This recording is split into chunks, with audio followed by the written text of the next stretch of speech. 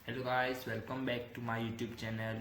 मेरा नाम है मीर अग्रवाल और आप सबका स्वागत है मेरे नर्सिंग के यूट्यूब चैनल पर। और आज का मेरा टॉपिक है कम्युनिटी हेल्थ नर्सिंग। और इस कम्युनिटी हेल्थ नर्सिंग में हम आज पढ़ेंगे जर्म थियोरी एंड सेकेंडरी है एपिडेमियोलॉजिकल थियोरी।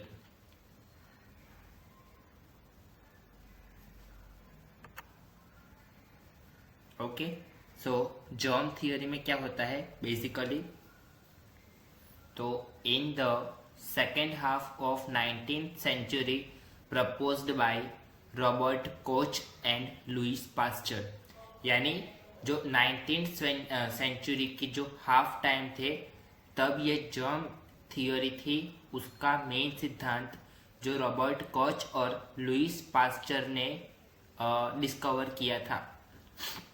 जर्म थियोरी का पर्पस क्या है, तो डिस्कवरी ऑफ बैक्टीरिया, यानी जो ये दो फॉरेनर है Robert Koch and Louis Pasteur, इन दोनों ने बैक्टीरिया की डिस्कवरी की थी। कब, तो के the second half of 19th century, यानी 1950 के बाद। Next, human disease is caused by microbes और जर्म्स, यानी ह्यूमन डिसीज में जो मतलब सामान्य इंसान में जो बीमार होने का जो मेन कारण होता है वो ज़्यादातर माइक्रोब्स के बैक्टीरिया होते हैं और जर्म इन्फेक्शन होता है।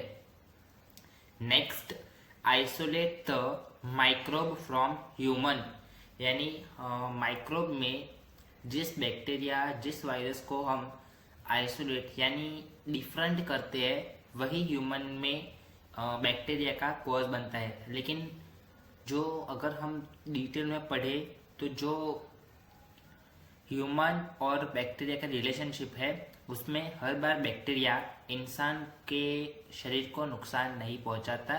ये कुछ वैसे बैक्टीरिया है जो इंसान को बीमार करते हैं, जैसे टीबी के लिए देखा जाए तो साल्मोनेला टाइफी, वैसे it's I think salmonella typhi है ना।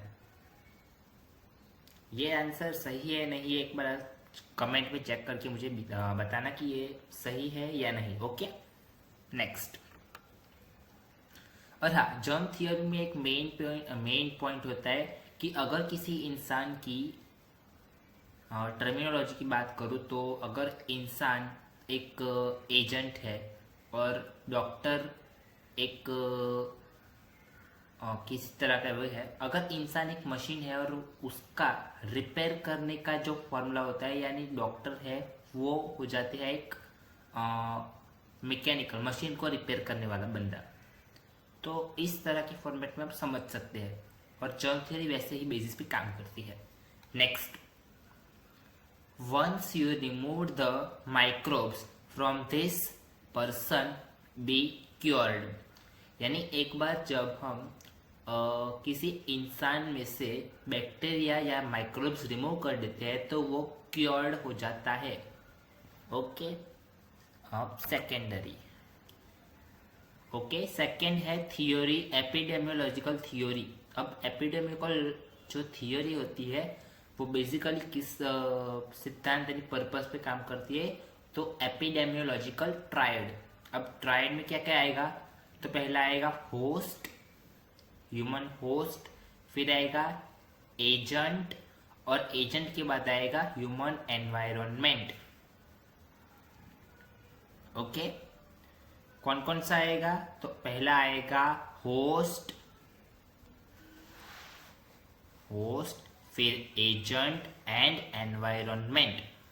नेक्स्ट, एपिडेमियोलॉजी थियोरी में होस्ट कौन कौन से हो सकते हैं। अब होस्ट में आएगा डेमोग्राफिक कैरेक्टरिस्टिक्स, फिर आएगा बायोलॉजिकल कैरेक्टरिस्टिक्स और लास्ट में आएगा सोशियो इकोनॉमिक कैरेक्टरिस्टिक्स। ये तीनों की कैरेक्टरिस्टिक्स आएगा, जिसमें फर्स्ट आएगा डेमोग्राफिक, सेकेंड आएगा बायोलॉजिकल जैविक और तीसरा आएगा सोशियो इकोनॉमिक्स यानी समाज की इकोनॉमिक्स से।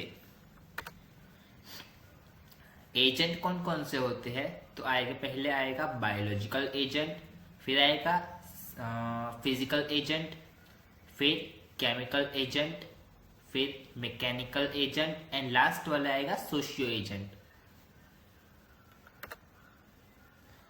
अब हमने बात की है एनवायरनमेंट की, तो यहाँ पे आएगा फिजिकल एनवायरनमेंट, फिर बायोलॉजिकल एनवायरनमेंट और लास्ट आएगा सोशल एनवायरनमेंट। अब एपिडेमियोलॉजी डायग्राम, आप इस डायग्राम को देख सकते हैं यहाँ पर। फर्स्ट है सस्केप्टेबल होस्ट, फिर आएगा इन्फेक्शन, फिर इन्फेक्शन में कौन सा वायरस होता है। तो अगर आपको टीबी का एग्जांपल ले रहे हो तो इसमें आपको देखने को मिलेगा ट्यूबरक्यूलोसिस में यहाँ लिखा है, पहले क्या लिखा है, सस्केप्टेबल होस्ट कौन से होते हैं, ओवर क्राउडिंग, माल न्यूट्रिशन, फिर एक्सपोजर टू मायोबैक्टीरियम, और जो सस्केप्टेबल होस्ट होते हैं वहाँ से इन्फेक्शन होता है, क्योंकि सस्केप्टेबल जो होस्ट होते हैं वो होता है ह्यूमन, उस पर इन्फेक्शन होता है और फिर उसमें बैक्टीरियाज का फैलने के कारण टीबी बढ़ता है। उसमें टीबी के रिलेटेड बैक्टीरिया हो तो ही टीबी बढ़ता है। अब टीबी के बैक्टीरिया, वायरस जो भी होते हैं वो माइक्रो ऑर्गेनिज्म। ओके, अब इसे रोकने के लिए हम क्या यूज कर सकते हैं, तो हम यहाँ पे वैक्सीनेशन यूज कर सकते हैं। ओके, चाहो तो आप इसका स्क्रीनशॉट भी ले सकते हो। Okay, next. अब जो एपिडेमियोलॉजिकल थ्योरी है उसके मॉडल्स भी होते हैं, तो हम कौन से देखेंगे। तो फर्स्ट आएगा biological factor innate in human being. पहला हम इसको सुपरफिशियल देखें तो पहला आएगा biological factor, genetical factor. Okay, second आएगा behavioural factor concern with individual lifestyle, यानी ये बिहेवियर फैक्टर है जो मेंटली पेशेंट में मेंटली का पार्ट है। फिर आएगा एनवायरनमेंट फैक्टर, फिर इम्यूनोलॉजिकल फैक्टर, इम्यूनोलॉजिकल मीन्स रोग प्रतिकारक। फिर आएगा न्यूट्रिशनल फैक्टर,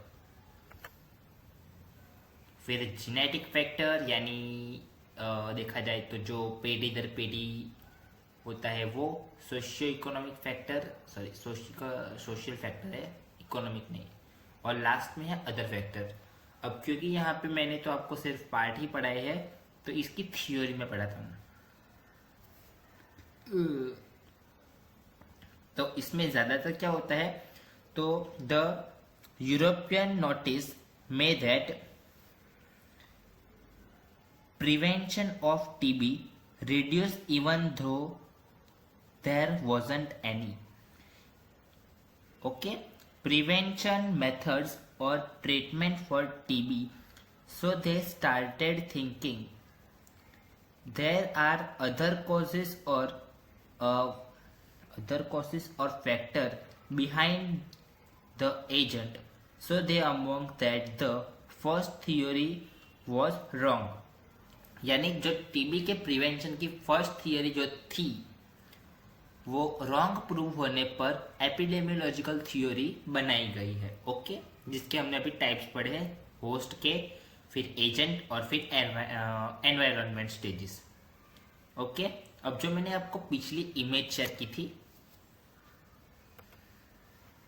ये वाली, तो यहाँ क्या लिखा है, so if the immunity and nutritional status of that person is good, B wasn't developed the disease, that why the interaction of these three factors are important in order develop the disease।